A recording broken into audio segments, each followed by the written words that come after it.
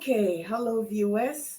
Welcome to the Nana Yaya Show. I have with me a very handsome young gentleman, Amid Kayode Alabi. Welcome to the Nana Yaya Show. Yeah, it's such a pleasure to be here, and I'm really looking forward to our conversation today. Well, thank you for connecting. Thank you for saying yes, and thank you for being here. I was reading through your bio, and I said, "Wow." So Kayode is an award-winning social impact leader, author, poet, and social entrepreneur and educator for only one person. For only one person. This is so wonderful. So as people know, this is the gist of who you are. Kayode, you tell us who you are. Yeah, thank you. I think every time I get an interview like this, or I'm having, a conversation.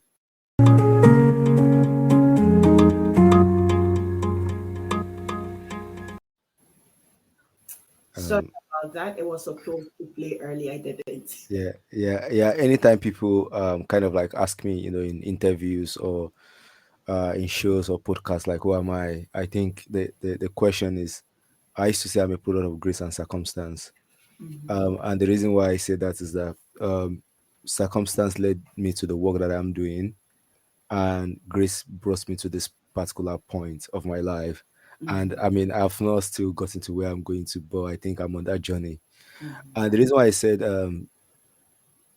circumstance is because I was born and raised in the slum of Makoko, Yes. in Nigeria.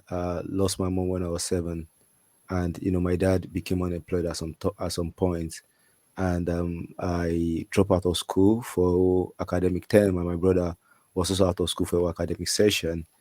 And these were my circumstances actually growing up, even having to walk in the streets, in one of the slum that I lived in. And all of those moments actually brought me closer to the problem that I face and the problem that I was facing in my community. And education offered me the lifeline, to change my own circumstances, to be able to access scholarships such as the Mastercard Foundation scholarship that I got to study African International Development at the University of Edinburgh, and to study one of like the top, institution in the world.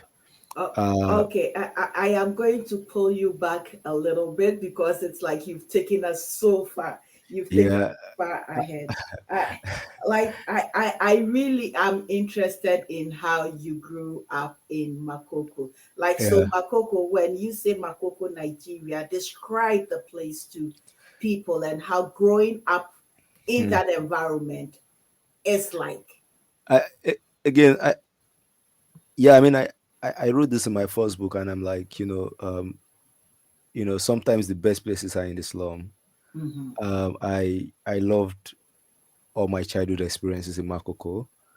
Um, I could recall then when I was growing up in Makoko, my dad actually sent me to like a Montessori school, and the Mhm. Montessori school was outside Makoko. So it was like, it was like a private school, and I had access to like the best facilities within the school system. But I'm always coming back home. I'll come back home and go to the back. There's a dump site at the back of our house, and with my friends, we wear like pants, and then we'll be picking like different dirts, like trying to make things with all of those dirts and all of those trashes that people are throwing away, Mhm. and then we'll pick them and then want to create something, want to make things happen, want to make cars, want to build cars. Mhm. Even my friends that were going to like public schools, or the ones that weren't in school at all, Yeah. would all play together, would I'll play street football, Mhm. and those things were things that that we share together. There Mhm. were things that every child, no matter where they are raised, they are creative. They Mhm. want to do things, they want to make things happen. And that's it for me. It was those experiences that I had within that community, and the fact that there are actually so many people within the community. You see your brothers as well. Yes. Everybody's like playing, like outside. We're all outside playing and doing things together. Like But it seems, if it's a floating slum, yeah. where do you Like go on land to so play so or for me, I didn't live in the floating slum. Okay. So I lived in the dry side. So Okay. yeah, but Okay. I used to go to the floating slum area to buy like fish or some other things. Like Yes. you would it's like like as I'm talking now, I could vividly like reconnect those Yes. experiences. Again, it was again I would say like it was a good experience, but it was also like mixed feeling. As I continue to grow up and continue to see like be in an environment where there are resources, I'm like, there was so many things I was deprived of. There are so Yes. many things that I didn't, have access to. But I'm really grateful to like my dad saying that, oh, I want to do so, like, I want to support you. I want to like help you grow and have a good life. And it was my dad that allowed me to have access to that, kind of Yes. education. But again, I'm always back street football. There was a time I wanted to even become a footballer. I joined a football club within the local community. Mm-hmm. I enjoyed all of those things that the community afford me. I think one of the things people used to think about is when they think about the slum, they used to think about suffering and everybody suffering. Is I understand that we sometimes might struggle to eat or have access to food and all of those things, but again, there are some life that we enjoy together. The joy Yes. of community, the joy of friendship, the joy Mm-hmm. of family correcting you. Bro, there are some brothers that once I'm walking on the street, so Ahmed, take this, take Not this biscuits, just take this sweet, blood, just brothers by community. by community, and this happens in the slum. So most of when people go to the slum and trying to like go there with a mentality that want to like change the slum. But the Mm-hmm. truth is that it's not about changing the slum, it's about making the place livable for the people, while also recognizing the strength that the Mm-hmm. people who live in that community brings to the table. So And you mentioned strength. Before you jump, I want to jump on the strength. yeah, yeah, I'm with you. What are some of the strengths that you find that community um, S- afforded So you? yeah, so one was to I think sometimes when we live in such community, we're able to see what I don't want to be or what I don't want to become. I think that was one thing that it afforded me. Mm-hmm. I saw people, when I was growing up, because I moved from one slum to another one. I was Mm-hmm. living in Makoko, we moved to Bariga.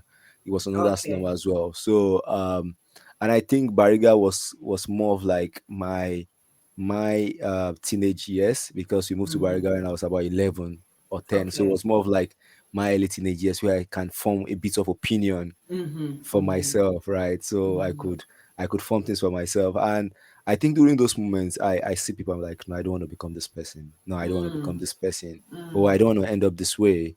And they are like, drug dealers within your Yes. area.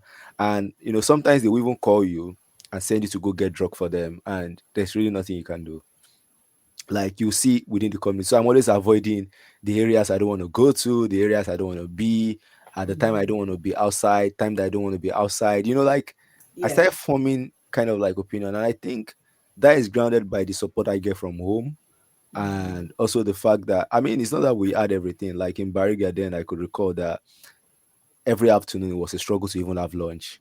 Mm-hmm. And my dad would give me like 10 naira. I don't know what 10 naira is when I want to convert. Maybe it's not even up to like a pence or 2 pence, but Mm-hmm. it'd be like, oh, go get something like to eat. And um it was a struggle. Sometimes we'll have like these beans. I'll buy one small beans and then I would mix it with Gary.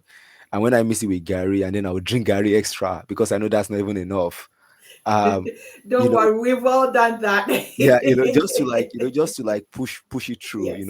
And Yes. I could also recall during those moments, because when I got into secondary school, my dad sent me to a boarding house. Mm-hmm. It's always like But you finding guys a were still living in the slum. yeah, but my dad sent me to a boarding house. So it was Wow. always finding a way to like get me into you know So education. it was you, your junior brother, just the two of you. It was, yeah, just the two of us at the time. So Okay. yeah, so my dad sent me to a boarding house. My brother didn't have that opportunity or luxury. I had the luxury. uh I think I got more support than him. Yeah. I got more support. So yeah, so I was in the boarding house, and I could recall we came back home, and I needed to work. I needed to Mm-hmm. like sell, so I was hawking spaghetti and sweets, and moving around the slum, and I would put the sweets around because it was like all the small sweets, and I would have it around. I Yes. would put it around my neck, and then I have the tray on my head with the spaghetti in them. And Mm-hmm. what that taught me was that I was seeing problems that were close to me. I was seeing, Mm. even children whose condition were even worse than mine. I mean, I could walk, I could do some certain things, but there were people who could even afford a lunch and who could even afford anything, or who could even go to school, but at least they could send me to school, right? I saw Yes. people who were in school. So, it made me to like, okay, I think I started connecting the dots, but I Mm-hmm. didn't know what I'm going to do. I didn't know what I'm going to do about it, but I had that experience, right? And and there's something about lived experience that lived experience actually, when you're looking for need to change something, a need to work in a particular sector, Mm-hmm. lived experience count a lot. And for me, was those experiences that I had having to walk in the streets, being able to understand the problem better. As I try to sell, because then people will negotiate. Oh, they'll be like, oh, want to get this spaghetti for like 15 naira, Mm-hmm. for lesser the price. I'll be like, no, I can't sell for you lesser of the price. I Yeah. was learning negotiation, right? Sometimes we need to Sales see, and marketing we need to classes. see, yeah, we need Yeah. to see the good. It seems like, oh, this boy is doing child labor kind of thing. I was 12 years old. He's Mm-hmm. involved in child labor and that kind of thing. But again, I understand, like, it's never our choice, right? And the truth is that I don't know where I saw this it's a one back article that life starting point is a lottery, Mm-hmm. but the future shouldn't be left to chance, right? And Yeah. for me, that was a lottery. That was where I found myself in. I can as well learn, one or two things from that experience. So again, I learned negotiation. I could recall then I said, because as I was selling, I then started saving money for myself, Oh and I was wow. even buying more spaghetti to sell for myself as well. So if I sell the one for the home, that I need to take money back home, I'll sell for myself as well. You know what? This is it's so brilliant. It's so uncanny to hear a young person from the continent. I can envision. I did not have your mindset Mm, when I was that young and we going through challenges. I did not have your mindset. mm. But listening to you right now, I really admire the kind of tenacity, the mindset that you had to overcome that and even think about saving and you know and reinvesting the your money back into your business. So kudos to you. Very good job. Yeah, again, and that's the idea. That's the idea I'm trying to build. That's the work I'm Mm-hmm. trying to do. How do we, see good within the slum communities, within Mm-hmm. rural underserved communities, within IDPs? How can students start connecting the dot together? Mm-hmm. What if the schools within those area, what if that's what they do, right? Mm-hmm. Where people can actually connect their experiences to like learn to connect the dots with the subjects, because it's not just about going to school to learn, it's about connecting the dot together. And that's the work my NGO does, right? It's like, a kind of alternative education where you kind of like So build this. so give Okay, us the name of your NGO. What is that? so it's named after me, but initially I don't want to do. But yeah, I mean that's what. Yeah, so it's Kayode Alabi Leadership and Career Initiative. Okay. Uh, yeah, the short form is KLCI. So I might probably be referring to as KLCI. So in case you hear KLCI, that's the And you name. Because started this at the age of yeah, so I started this NGO when I was 23. mm, But before I turned 23, I've engaged in like several initiatives before mm-hmm. then. I didn't just start an NGO because so I when I was so yeah, there were many things happened as well. Like, it's a journey, like I'm telling you, like Yes. it's a journey. When I turned 13, my Mm-hmm. dad sent me to a computer school in the Mm-hmm. slum, and it was a computer school. It was within, so it was like within this. It was a bit out of the slum, but it was still within. So it was a Yes. computer school, and I was the youngest in that computer school. Like, everybody were older than me. They used to call me small in the computer school. That was my nickname. So I learned like of word processing. I learned graphic design. Then Mm-hmm. I used to use Corridor 9. I learned, Mm-hmm. all of those, how to design a card. I did all of those Mm-hmm. things. In fact, I learned I then did engineering. So I did software engineering. I was just 13 then. I did software engineering. I did computer architecture. I did how to, like, couple a computer system together. I did yeah, networking. Then before we start having Wi-Fi and all of these things, then there Yes. wasn't Wi-Fi. They use what we call hub, and you connect a wire, a cable. They call the cable RJ45 cable. I connect with the system together to ensure that a system can share. So once a system has an internet, you can share the resources together, Yes. and then the Yes. other system has an internet. So I learned all of Yes. those things, how to, like, do the networking, computer Yes. networking, how to connect each computers together. So I had all of those training, and and I could recall then that I'll go install softwares, in people's homes, and I'll be like, well, you don't need to give me money, just give me food.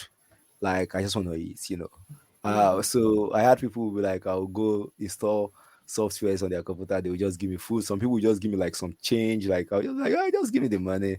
And it was incredible because they were like, this young guy, you're doing such an amazing stuff. I could recall, and I even wrote a computer book that never Oh. got published. I didn't publish it. I wrote a computer book, I printed it out, I had my copy. I think my dad still kept it until today, because I would design logos. I Yes. was going to an Arabic school then, they didn't have a logo. I designed their logo.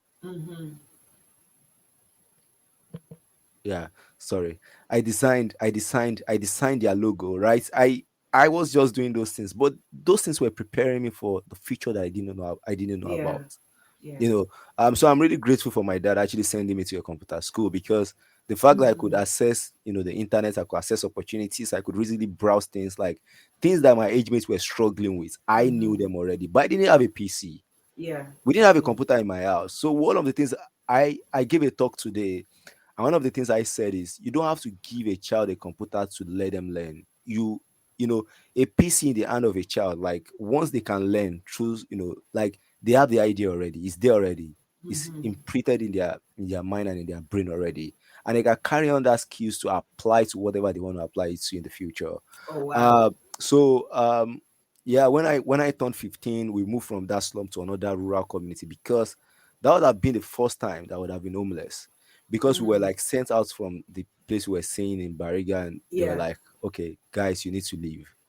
And and that also taught me something, because it taught me the power of relationship. We had nowhere to stay. It was one of our neighbors who said, hey, we have an uncompleted building somewhere in a rural community. It was like a kind of new site where people don't live in, filled Yes. with bushes. Was called rural in Lagos. Igbogbo, it was Igbogbo Ikorodu then. And they said, we have this uncompleted building, it's not perfect yet, but would you guys like to manage a room? So that was how we joined them. And then we went all Wow. together. And then we were managing a room, and we were living with their son. We're all living together. Yes. And then we'll cook together. We even used we created a kind of like we used clay to create a kind of like A cooking cooking pot. pot. And then I went to a Or, boarding or house. the or the tripod one. Yeah, exactly. And I went to a boarding house where I learned how to, like, clear bushes and all of those things. So Yes. I had a bit of skills around that. So we were like doing laborers. We would do laborers for, like, people who were like trying to build houses. We would do laborers, we get money, we use that money to eat lunch and So dinner. from what you're telling me, it looks like everywhere, whether by chance or by choice, you found a way to create some form of basic Mm. income Yeah, from your circumstances. You did not exactly. let it hold you down, but you found a way to get some Mhm. skills and apply those skills And and to. and I mean, I'm even getting to a point, because also during that time, I finished secondary school. I was just 15. I was 15 You when I finished finished. secondary school at 15, Yeah, junior secondary or senior senior secondary. senior secondary school. Why would you Uh, do that yeah, I to mean, that some of was us? that was my circumstance. So I finished secondary school at 15, and I could recall then I was looking for a job. And that was the first time I wrote. So when I was doing my computer school, I wrote a CV at 13 when I was in the computer school. So I had my Yes, CV. So when I finished at 15, I wrote application letter, which is like what people call cover letter today. yes. And I had my CV with me that I designed in my computer school, updated it with my secondary school certification and everything. And I went to teach in a basic school, a basic education school with Dean. the community that we were At in. 15 years old. Yes, I was teaching. I was teaching nursery one class. So I was in. So again, when you see my love, when you hear me talk about education, so it started from there. That was when Mm-hmm. my love for education sprouted, basically. Mm. So I then, I was teaching. They gave me nursery one because they were like, you're still young, take take this small class kind of thing. And honestly, I really enjoyed it because I would be the first person, the first teacher to get to the class, to the school. Mm-hmm. It was, there were kids that I was teaching Mm-hmm. that initially they couldn't read the letters, they couldn't read, they couldn't even spell properly, and they were improving significantly when I joined. And I Mm-hmm. could recall designing a playway method to teach them. So whenever I'm teaching them how to spell, if I'm teaching them how to spell a bag, I'll carry a bag and we'll be jumping together. So if I need to teach them how to spell a ball, I will have to find a ball and bring a ball to show them that this is a ball. Uh, Okay. so So, I was using both play and, mm-hmm. I was connecting it to objects and everything. Yes. But except if they are objects that are very harmful, I'm like, no, we can't do this. I'm sorry, Yes. guys. Yes. Yes. So and then I haven't even studied education then. It was just me thinking and thinking and thinking about, like, how can How I, best? how can I help my students? And my students were improving significantly. Mm-hmm. And I started organizing remedial classes that parents would also pay a token, Mm-hmm. for me to support their kids after school. So you even Um, got a side hustle. yeah. So I did, I did, I did, Mm-hmm. I did several remedial classes, and I could recall the day I quitted because my dad aunt was like, it was like she was like, this boy, you're going through a lot. Like at a young age, this is a lot for Yeah. you to be handling every single thing and laboring and all of those things together. Like, come stay with me. So I Mm-hmm. had to quit in the school, and I could recall my students were crying. Yeah. The parents were struggling. They were like, "Oh, we're gonna miss you." Mm-hmm. Like, my daughter doesn't say anything when they come back home, but now they are saying things, they are spelling things. Yeah, Yes. I was blown away by the comments that I got, and they were like, "When am I coming back? Am I ever going to come back?" It was quite emotional, leaving that, and that's where the change started from, right? That's where, like, I Yeah. knew that this is what I'm supposed to do, and this is how I'm supposed to do. So with the help of my dad, aunt, and her husband, I was able to get into university at 17. Even before I got into uni, I actually, Okay. Pause on there. We'll come back to your university yeah, education and from Makoko to England, that experience. Now, guys, if you've just tuned in, you're watching the Nana Yayabwa show with our esteemed guest, Hamid Kayode Alabi. He is a young Nigerian gentleman living in the UK right now, but has made immeasurable strides within his community in Nigeria, and he's still doing that. So, if you joined us, thank you. There is about 90% of our viewers that haven't subscribed to the channel. So, if you haven't, please do so. Subscribe to the channel and hit the notification button so that anytime we come on, you can hear us and participate. Ahmed, yes, I'm with you. I called you Hamid, eh? Ahmed. I mean, let's just keep going. I'm in the flow right now. Yes, please, flow on. Your story is amazing. Let's hear you. So Yeah, from Makoko yeah, to university. yeah. So again, before I was about to talk about getting before I go into university. So Mm-hmm. when I was, again, like I said, my life is a journey. It was a journey of circumstance and, again, grace as well. When I was 16, I could recall then I was working. When they started, there was what they call, when they started registering SIM card in Nigeria.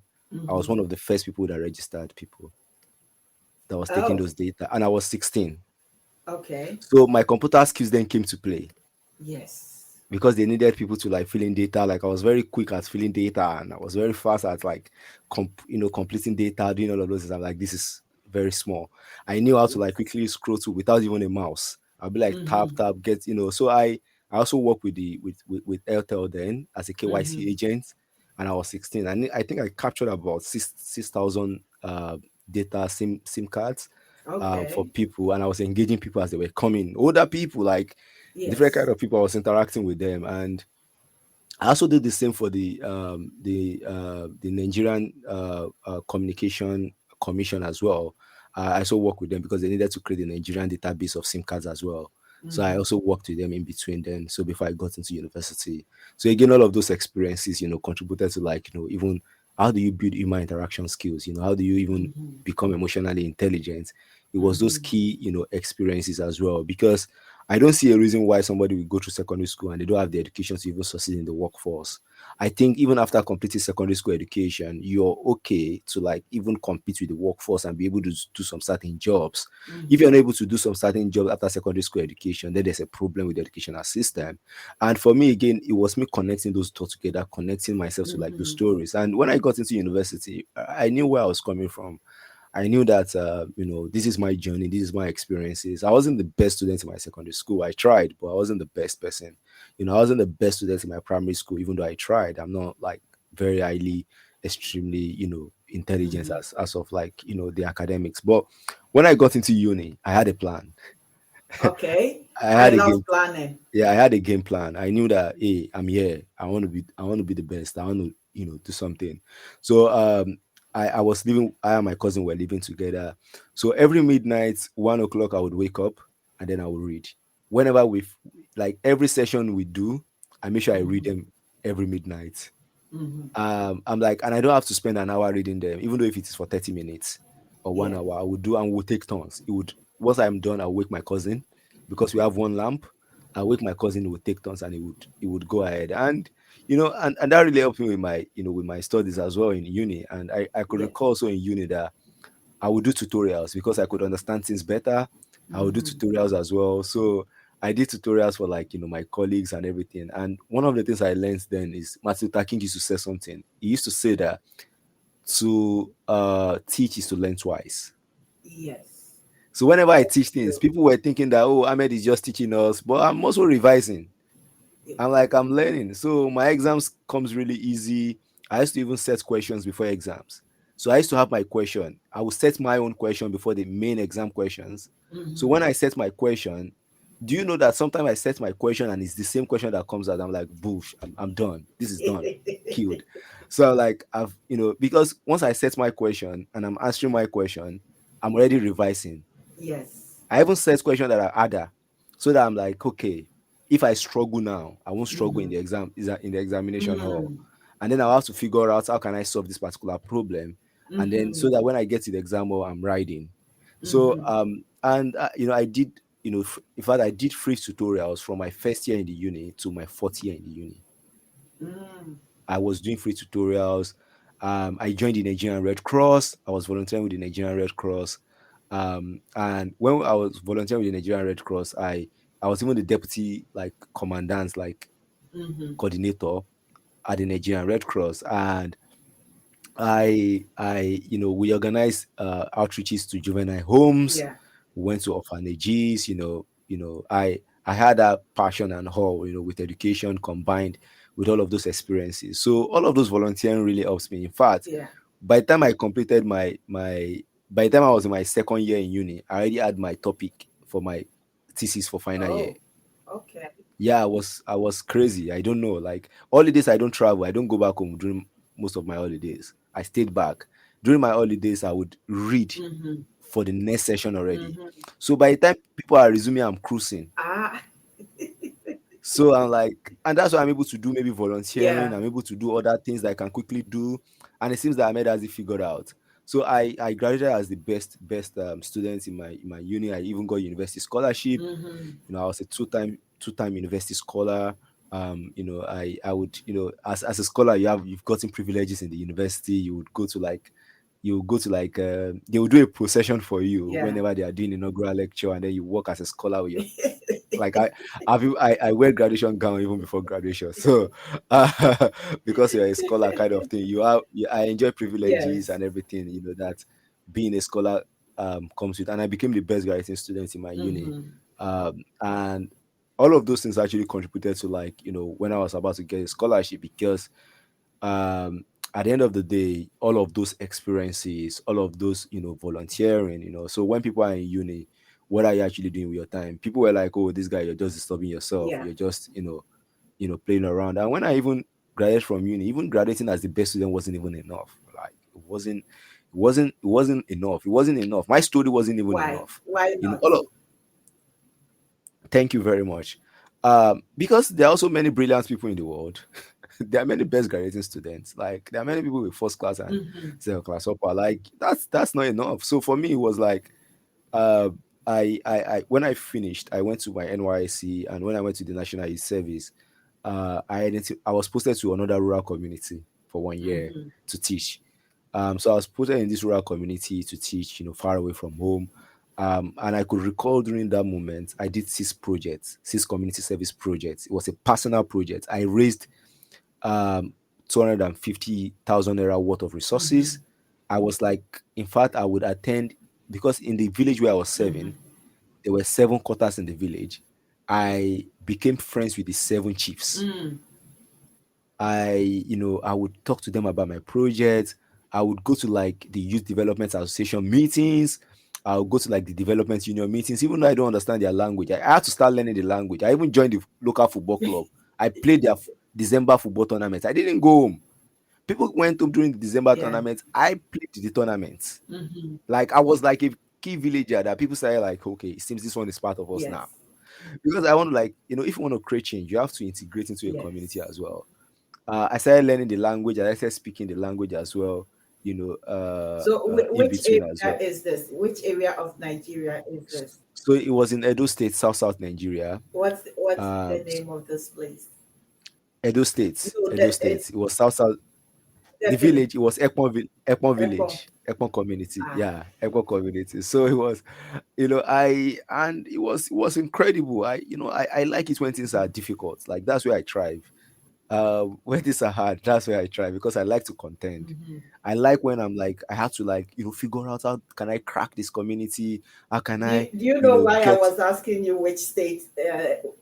Because I grew up yeah, in yeah. Edo State.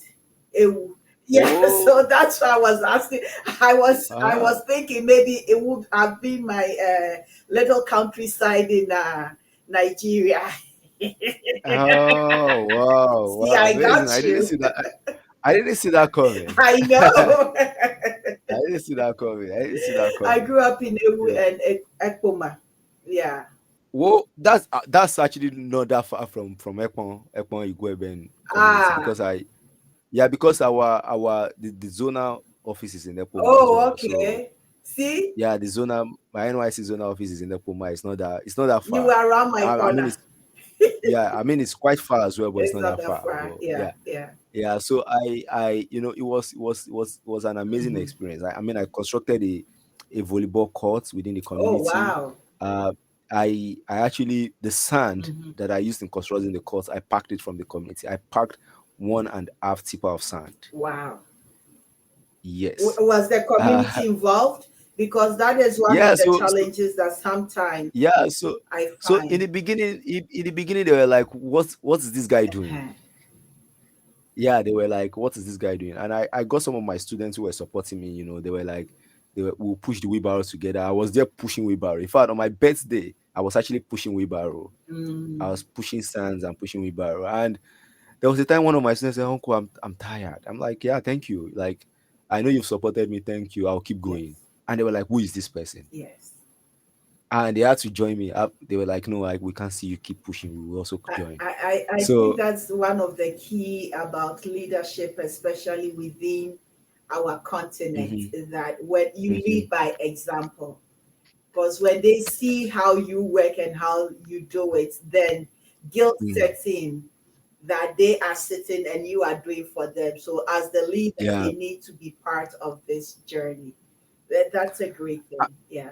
I mean, it was the same, with the kings as well, because there was a king in the community. I used to go to their meetings. Mhm. In fact, I knew the time they were meeting. Like after every 4 days before the markets Yeah. day, they will meet a day. I knew all those meetings. I knew the calendar. I knew Yes. when else they were meeting. I calculated. I used to go and, because I have like, you have to contribute to this project, and they gave money. Mm-hmm. They later donated to the projects because I could recall the last time I went, because I was going a lot. I'll tell them my plans. These are the things I want to do. I have a six community development agenda. Mm-hmm. These are the agenda. These are the things I want to do. I learned community mobilization. I Mm-hmm. learned pitching. I learned all of those things. I was pitching in different places, meeting, key stakeholders within the Yeah. community, people who live outside of the community who would visit. I would talk to them about my Mm-hmm. project, and those who can support would, those who can't wouldn't. So I remember one time the king wants to support for the last time, and it was like, if any of you chiefs Mm-hmm. wants to support this man, raise up your hand. Mm-hmm. And they've seen me already pushing Yeah. wheelbarrows. They've seen me doing all of those things. And out of 14, I think 13 raised up their hand. Just one person. I'm like, wow, 13-1, I won. So and they removed money from their savings, Mm-hmm. and they were like, this amount. They supported me with some amount of money, and the king specially also gave me some amount of money, like from the union. And there was a chief saying that, oh, I'm going to give you a bag of cement. I'm going to give you. I have gotten granite in my Mm-hmm. house. Use the granite I've Mm-hmm. gotten. Oh, I've gotten this Yeah. numbers of block. Come take them. Yes.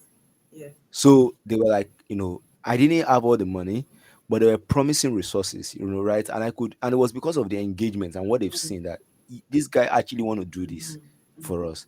And I could also recall then that I needed more cement. And when they paid me my best graduation students fee, Mm-hmm. I used the money to buy the Oh cement. wow. Like, Every no kobo. dime went, every single, yeah, the best graduation student fee that I got, my best graduation student price Mm-hmm. went to constructing that court. Wow. Is it still Yeah. in existence, and how are they Yeah, taking care of it?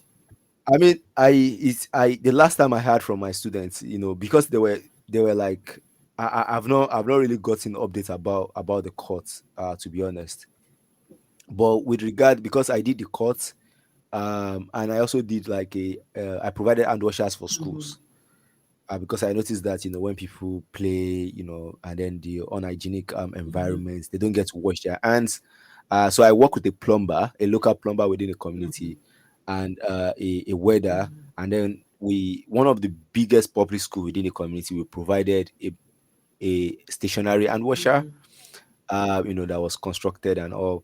And I also provided a mobile hand washer to like Mm-hmm. the other schools. And I in 2020, I got a feedback that because this was like 2015, Yes. 2016. In 2020, I got a feedback from one of my students, and he's graduated, like he was also one of the people that were pushing me barrel together. So he reached out and he was like, "Do you know that when COVID happened, your hand washers were what they were using, Wow. and your hand washers also form the basis for like the community to like develop more of that, Whoa. so that they can have a similar thing around." And I was like, I didn't know, to be honest. Like, I was just doing the project. I didn't know that those would be the ripple effects, Yes. or those would be that would be the impact. I didn't even know COVID is coming or COVID is existing. It, And I think, when we think about innovation, we used to think about really big things, but sometimes innovation it's are a really small smaller thing. things. And and in fact, during those moments as well, because I was a member of the Red Cross, I was trained in first aid. I'm an advanced first Mm-hmm. aid, Provider. older. I noticed that when students or children get injured, they don't know what to do. Yes. So I trained about 250 students on first aid and safety Mm-hmm. education. I didn't have a bandage. Mm-hmm. I used my bed sheet as a triangular bandage. Mm-hmm. I cut my own bed sheet that I was using to sleep. I used my bed sheet. I turned it to a triangular bandage. I went Ahmed, to what kind of human being are you? I'm listening to your story. I can envision you doing all this, and I'm thinking you doing this within a community whereby we'll say a lot of people complain of poverty. My background is Ghana, so I could attest to, hmm the West African mindset that hmm poverty because of people be the poverty out around us, many people also have the poverty mindset, which has created a sense of selfishness. Me, me, me, Mm-hmm. me, me, me, Mm-hmm. me. Mm-hmm. But Mm-hmm. yours is, you don't really have it, but you keep giving, you keep giving, Mm-hmm. and you keep giving. And it's like you give without end. Before I let you continue, you said something about the ripple effect, ripple, causing a ripple. Yeah. I actually have a quote by you. I took one of the right from your thing, and I have on top ripple effect. And I'm going to read you the quote that I wrote. Yeah. Yeah. Thank you. I may be able to inspire a million or not, but what I will Mm-hmm. be proud of is that I have made one person smile. Mm-hmm. And when Mm-hmm. I saw Mm-hmm. that, I just wrote ripple effect on top Mm-hmm. of it. Mm-hmm. And you'd mentioned it. Mm-hmm. I thought I should share it with you. Oh, I'm really, really humbled. Again, yeah. Now you're reminding me. My last talk, I wanted to talk about that, but I forgot. I don't know how. That I don't want to be everything. I don't want to own everything. I don't want to even have everything. Um, I don't want the world to fall at my feet. No. All I want to do is to ensure that I support one child. I help one person cross, by changing their circumstances. And if that means through education or through, a random act of kindness, most times we support people and we don't know what they will become. Exactly. But because one person, decided to raise up their hands to say that I want to be a piece in your puzzle. I don't know what your puzzle would be. I don't know if you will ever complete your puzzle. But I want to just be that smaller piece in your piece, in your piece that you're trying to complete. And by helping them complete their puzzle, we also complete our puzzle, but we don't know because it's remarkable when you give.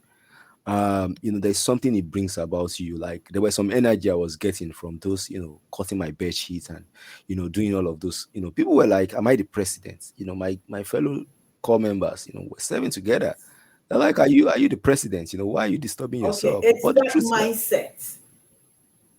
and the truth is, I didn't even know Yes. where I would, where this would lead me to, Mm-hmm. right? I didn't even know. I did a career guidance program for my students. My students, for the first time in the village, published a bulletin.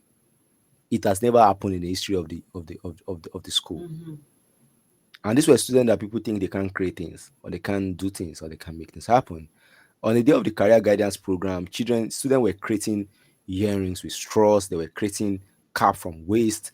I did the career guidance program. I asked them, what's the inspiration behind what you've created? Come and share. And then we offer this career guidance with them with Mm-hmm. some other core members as well who were within the community. I did an S risk assessment for 100 Mm-hmm. villagers. I because I had this, I studied human kinetics education, so I had experience with like BMI, waste to Yes. heat ratio, being able to like assess some key health risk. And I did for 100 villagers. I was going to like different Mm-hmm. quarters, with my I bought a weighing machine. I used my tape as my measuring Yes. tape to measure heights. I was doing all of those things. And if I see that this person has gotten a high risk, I will advise them. Yes. And I also refer them to like the health center Yes. within the community. So I did all of these projects. And I could recall in 2017 when I was applying for a fellowship program. It's a program of the US Consulate in Nigeria. Mm-hmm. Uh, what I was able to share in my Mm-hmm. application, it was even one out of that six projects. Oh. It was one Mm-hmm. out of that six project that I shared the impact. Mm-hmm. And when I shared that and I got into the interview, right? In fact, the NYC project I wrote a Yes. proposal. That was the first time I wrote a proposal. I developed a budget, and it was approved by NYC. And that experience I had writing that proposal Mm-hmm. was what I connected when I was applying to that US consulate program. Mm-hmm. Because they asked us to propose a project, Yes. come up with a budget, You come up with you've everything done like one that. before. So I've done one before, right? So I was able to connect the dots. Yes. So, and when I also got into the interview and they were asking me question and experience, like, when have you been, when have you struggled as a leader before? And I talked about how, the community weren't planning to support me in the beginning, Yes. But when I led by example, they started supporting me. Mm-hmm. So those were the experiences that I share. Yes, Sometimes if you don't do something, then what story do you want to tell? exactly. So as people get into interviews and they are blank, it's because you've not gotten a story. So you don't have a story to tell. We are an embodiment of story over time. We constantly build our stories over time through what we do and through our experience with life. And for me, my story hasn't even ended. It's just It's beginning. just Like there's still even beginning. much more story to build. Yes. As I consider to, like, even here in the UK, right? People be like, "Oh, Ahmed, how did you get to the UK?" And all of a sudden you're getting into So spaces, how you're did getting you into get this to the place of, UK? Because that was going to be my next question. You okay, asked me okay, all the yeah. questions, I so I mean, don't need to ask you. I just need to sit, relax, and enjoy this beautiful narrative on the Nana Yaya Boy yeah, Show. so You are a natural storyteller who has lived this wonderful experience. I don't know how old you are, but you are a young man. And it's so wonderful to hear this, mm, these stories of impact. And I hope that mm, those who listen, either from Ghana, Nigeria, across the continent, or in the diaspora in UK, US, or Canada, have something, take something out of this, your story, and actually mm, also work on their, life stories as well. It's not yeah. all roses like how you when somebody hears you, it's like it was all roses. No, there were challenges. I mean, I think it's when we take responsibility for ourselves and for other people that we find meaning. Yes. Because it's that's when you learn. That's when you become, you aim for something, and then you work Ahmed, towards it. Like, many of us are still trying to find meaning in our lives. Many of us mm, are still trying to find the purpose of our lives. mm-hmm, Meaning mm-hmm. and purpose. You have found yours. In fact, there are some chiefs still sitting there. I'm still finding it though. I know I found it, but I'm still on You're the journey still on the because journey, but you found that yeah, journey, yeah, meaningful journey to get there. But there are some yeah, chiefs still sitting who have no idea. They're just there. mm-hmm, And you would think mm-hmm, with age and leadership they will find it, but absolutely not. So I must mm. commend you that you're on the right path. I Yeah, have I'm big on board. dreams. I have, I can see you in places of bigger impact. Yeah, really, really, really on board. And again, the truth is, for every steps that I've taken, they lead to something, and I don't know what that would be.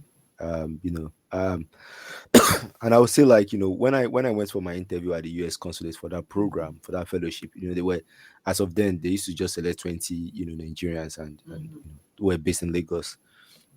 And out of like over 2,000, I mean, like, I was one of the 20 that was selected for that program, and we got like a $5,000 grant to create a project for low income private school teachers in mhm. Lagos. And I was also running my NGO on the side as well. As of then, like, I didn't even talk about like the whole idea of even starting an NGO and how I started and all of those things. I mean, that's like even entirely another story on its own. Yeah. But those journey, in 2018, I was like, I think now is the high time for me to, like, um get a scholar, like, do my master's degree. Mm, Even though I had a plan in 2015, like 2015 was the first time I had a plan of doing the yeah. master's. I wanted to do it in Nigeria initially, but that year when I applied, I was even one of the best. I had the best performance in the qualifying exam, Mhm, and they were like, but that year they weren't accepting people who were fresh graduates in my uni. mhm, So, and honestly, I'm grateful that they didn't accept me, to be mhm, honest. They were like, because you're fresh graduates, you don't have your NYC discharge certificate, which is one of the mhm, criteria, and I don't have it yet. mhm. I was still even serving, Yes. so I wasn't done. So I couldn't do my masters as I finished immediately, and I'm grateful because even during that moment, I was doing a course that I didn't like. It wasn't a course I would have done now, that I later did. Yes. So it was a course that I was just like, okay, what I did in my undergrad, let me just do something else. Let me just extend. Let me just do a master's. And I was So really what grateful course for are that. you doing now? I'm done already, Oh, except if I want to do a what? PhD. Okay, hold on. Before we get to the PhD, what did you do your master's in? I'm not doing a PhD yet, except if I want to. I know you do it. What did you do your master's in? I did my master's in Africa and international development. African So international development yeah, and and international international development. development, which Yeah, kind of fits right into what you already yeah, started since you were 7 years old exactly. or so. Yeah, Yes. exactly. Exactly. So yeah, again, I was still I was grateful that that didn't happen. Hmm. Sometimes when things like that don't happen, Yeah. we say, oh, they You didn't, find they were you this way. found the I said, blessing in it. Yeah. yeah, so and I'm very grateful because that allowed me to even go out. I'm like, let me just even go all out again. And during those moments, I was staying in another like hard to reach community that I was living in. And I would whenever and I was working in the factory. Hmm. So like when I was going to the factory, I would just engage, children within my Hmm. community. What, hello, how are you today? How was Hmm. school? What did you do? What did you learn? What's happening? And right there, I knew there was a problem, Hmm. there was a challenge, and and it reminded me of my younger self. That because I had, sorry, I need to like go out Oh, because they closed it. once no, once you're not working, Yes. like the light actually goes off. Once you're so it's back. Oh, you're in a library. Like I'm in the Oh, office, so okay. I'm taking the call in the Oh, booth. okay. So once you're working, once you're standing still and nobody's moving, the lights goes off. Yeah, Oh, so okay. because nobody has been moving, Yes. the lights went Oh, off. okay. Okay. That's fine. Yeah, so yeah, so yeah, so I was engaging them, and I'm like, and I will even see some kids be like, uncle, can you give me some money? I'm Mm. struggling, I'm doing this.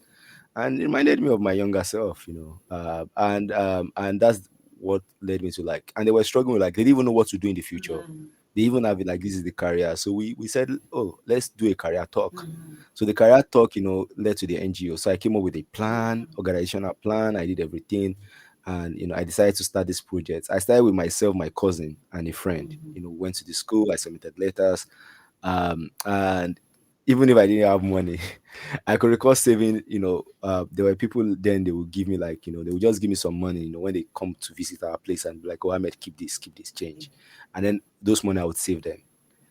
So I could record, and I had about 3,000 naira, and that was why I used to run the first program. I paid a photographer. I was able to leverage my network to get a projector for free. I was able to like use all of those my experiences actually mobilizing. So, I was able to like, about how many students were you able to impact with this career? Um, no. So in the beginning, when we did the first one, we reached out to about 150 students. 150 But students. Okay. yeah, at the beginning, and the career talk develops into bigger things, because even after the career talk, it wasn't even enough. Like, Mm. the 2 hours program wasn't enough. Children were like, they really There want to have was a conversations. yearning, a Yeah, hunger. there was yeah, there was something. So we kept having, these talks in different schools, talking about entrepreneurship, leadership, Mm. and sharing our own story and our journey. And we noticed that there was a need for students to start creating things. There was a need for them to build key 21st century skills. Mm. And that was when I started Skill to Rural Boot Camp, Mm. where young people in rural communities will come together to co-create solutions to the problem that they face within their communities. So they're able to identify the problems that they face within their communities and co-create solutions to them. So we introduced them to a concept called design thinking. So design thinking is a creative Ah, approach yes. towards solving a problem. And I could recall when I was trying to like, oh, that's too complex. I'm like, no, it's not complex. They will learn. We introduce them to the most basics. What is the basics of design thinking? How do you get inspired to change, Mhm. to create things? And so then we come together and they get engrossed by creating. Like, you would force them to go home Mm. when we run a boot camp. Like, they would literally be like engrossed. And what if you have an education where actually children can come together to actually create a solution to the problem that they face within their communities? So Mm. yeah, so that was the whole journey. And we are now 6 years down the line. We just did our 6 years anniversary, and we've reached out to like about 6,500 Wow. students already. We've grown to have over 100 volunteers.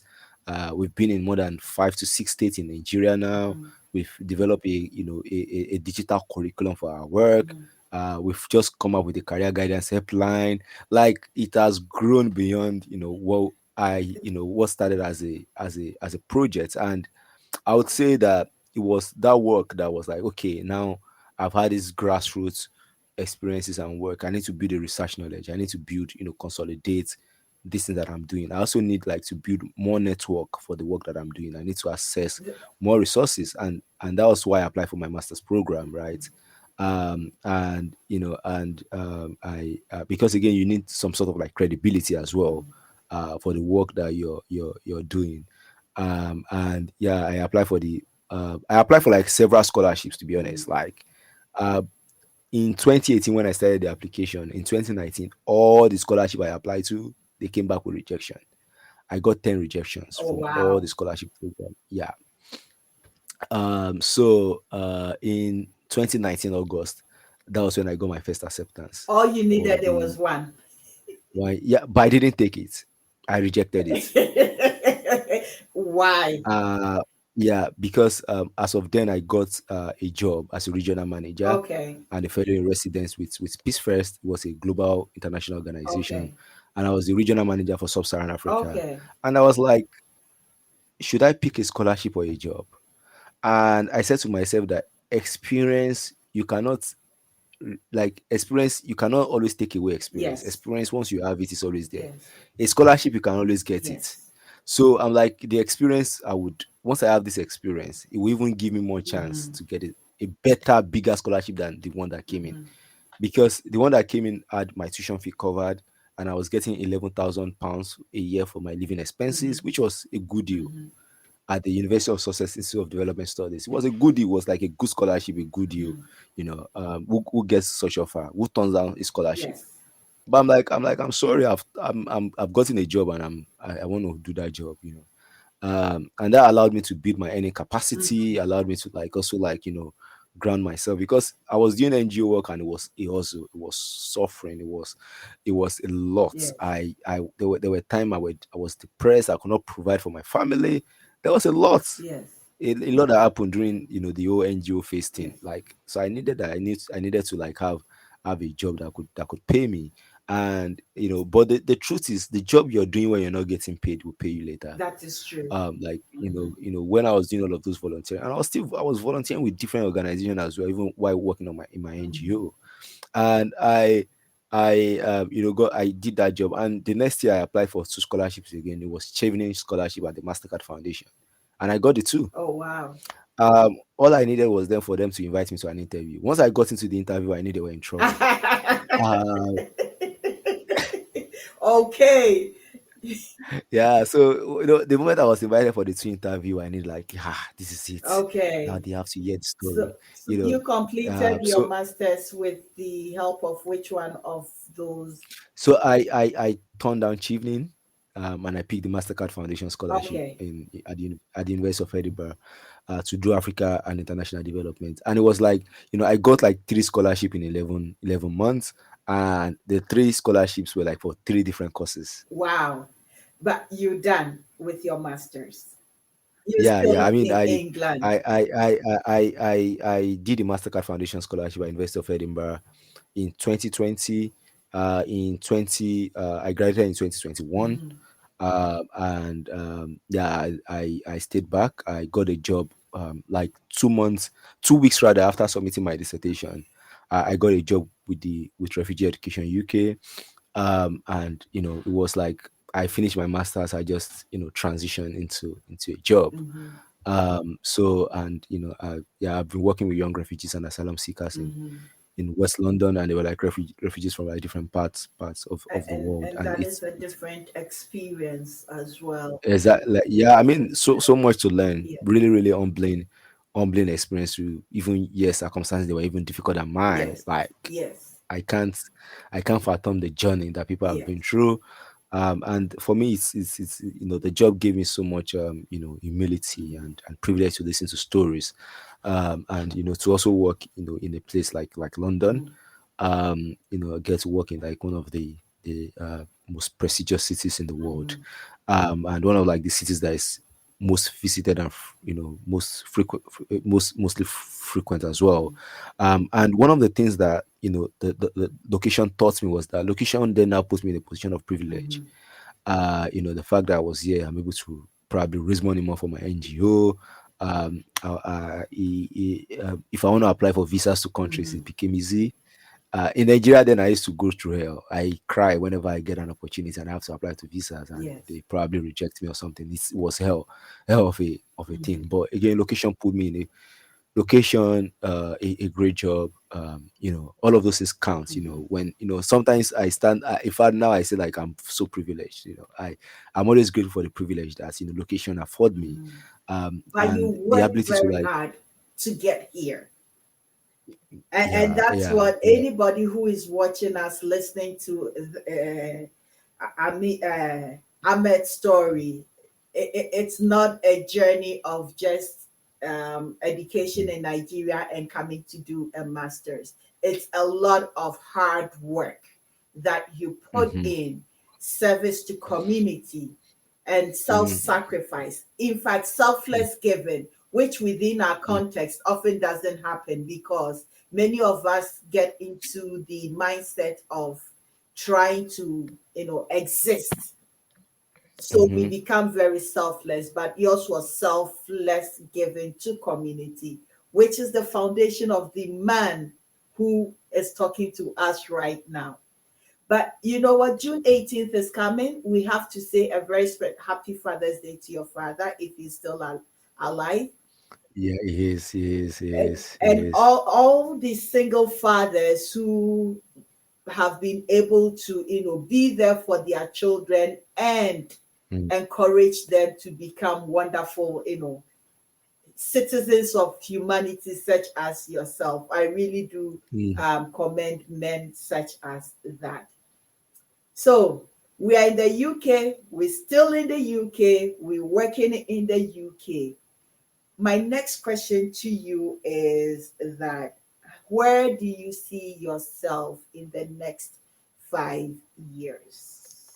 Oh, I like that question because I know you're a planner. I no, well, You've in a already different, set your goals. no, I'm going to answer it in a different light Okay. because people ask me, if probably was a former interview, I'll give you an answer. But because this is a podcast, I'm not going to give you because once people ask me in a informal setting, I'm like, I don't know. Mm-hmm. One of the things I've learned is I don't know where I would be, to be honest. Mm-hmm. I don't know, where I would be or where I would go. But one thing I'm sure is that I know I'll be present, Mm-hmm. and I know my presence will lead me to my future. I don't know what that future looks like. I don't know what's it's been painted, but once it's not that I don't make plans. I don't make plans for the future, but I don't lose the present Mm-hmm. by focusing too much on the future. I think sometimes when we focus more on the future, we lose both the present and the future because the people who will get us to the future are in the present. So why not work with the present? Who is going to write my recommendation letter? Who am I going to build relationship with? I'll say that, oh, I've seen this job there, go apply. Who, I've seen this funding there, go do it. I've seen this one there. They are all in the present. And there's a need for me to enjoy that moment, enjoy that present, and build those key relationships, meet people, build that network, enjoy what this opportunity that have been given to me affords me. And I don't know where it will take me to. Obviously, I have bigger dreams. I want to create an innovation center for young children in rural communities where they can co-create solutions. Mm-hmm. These are like my big plans, right? I want to create the Y combinators for children in rural communities to create solutions, and then we can fund those solutions, and we can bring the likes of Microsoft, the likes of Mastercard to Mm-hmm. like fund innovation created by children in rural communities. These are like bigger dreams that I've gotten. um you know i I want to be a CEO of a top world, philanthropy companies like in the world, like, and being able to like, be at the center of controlling resources and using my own lived experiences and my experiences of like, how change should be Yes. to, ensure that people can create real change, in communities. Like, I want to be like advisor to like, the top donor organization and all. Like, these are like bigger dreams that I have on the side. They are there. It's not that they are not happening, but again, I'm focusing on this moment. I'm savoring what this moment gives me. I'm enjoying, the fact that I had to build key relationships and how those people will take Mm-hmm. me to where I'm going to. Every step I've been to, every position I've been to, they were like people who are in the presence who were like, I'm ready to die for this guy. I'm ready to write a recommendation for this guy. I'm always building allies along the line. I'm always building community along the line. We are community across time. And the truth is that, in the next 15 years, the people you're building a relationship with now, they will be in a position of power. They will be in a very key position. And because you've built a solid relationship, you also get an opportunity. So again, for me, when people ask me the 5-year question, it's always difficult to answer. Even though if I were to be in a formal interview, I'll give them a response. Bet me, I'll say something. But No, because it's a podcast, I love this answer because it's practical, it's pragmatic, and it's also philosophical, and it is mm, a great answer. And actually, you have taught me something that I have not looked at, like how you said it. You build mm, relationships right now. You savor the moment right now. And I have personally been always projected forward, forward, forward, because I always need to plan. mm. But it is very key. What you said is really, really practical and pragmatic. And thank you for that. Thank you for that. It's- I mean, the sacrifice for the future I made in the present, That is right. Hey, and and an old head on young shoulders. No, no, I am really I'm really yeah, loving it. I'm really loving it. So it. yeah, and our present Mhm, then will later become our mhm. past, and then our past will become lessons for the future. Amen to Uh, that. yeah, because again, we don't go through things for you don't go through a past for going Mhm, sake. You go through things because because there's a lessons to be learned. mhm, There's something to pick from mhm. there. There's something to learn from there, and then that's what you apply, Yes. to the present, and then we also apply to the future as well. So if somebody wants to like, oh, I want to be in that place, walk backward, Yeah. You. walk backward and walk your journey through, right, in the present, and then you get there. Yeah. Before we come to the end of this beautiful conversation with you, there's a key question that has been bothering me a lot, Mm-hmm. which Mm-hmm. is I've alluded to it. But in your view, how do we break this mindset of me, to become selfless, to give to community so community can in return give back to us? Mm-hmm. That's an interesting question. Thanks for asking. I mm, I think that it's by one person actually building a given mindset. I think it starts with one person. I think if you have people around us who are actually giving, Mhm, it then encourages us to give. Most of the time we used to think courage is internal, but courage is external. It's what we get from other mhm, people. People would develop a courage of giving when they see that people around them, their family, are also like giving. My dad was a giver. mhm, We when he was living even in the slum, everybody would come to his house to live. mhm, He would, people that he doesn't know, they will come sleep, have dinner in our mhm, house. Um, you know, uh, you know, I have gotten several uncles, who are not even my mhm, bloodline. And my dad would be like, come over, mhm, stay over. And he was a giver, mhm, and he was a selfless giver. And again, there are many people like that I can look up to even within my own family mhm, circle who were givers. And I think when you see that happen, it then encourages you to do the same. mhm, Even though you don't know, like indirectly, I didn't even know, like it's right now that I'm answering that question. Like I didn't even know mhm, that I could connect, with that. But again, it's when we see, it's just like when you see somebody, somebody, maybe somebody object falls on the ground and somebody pick it up and then they give it to somebody, and you see that you're able to do the same for another person as mhm, well. There's a tendency.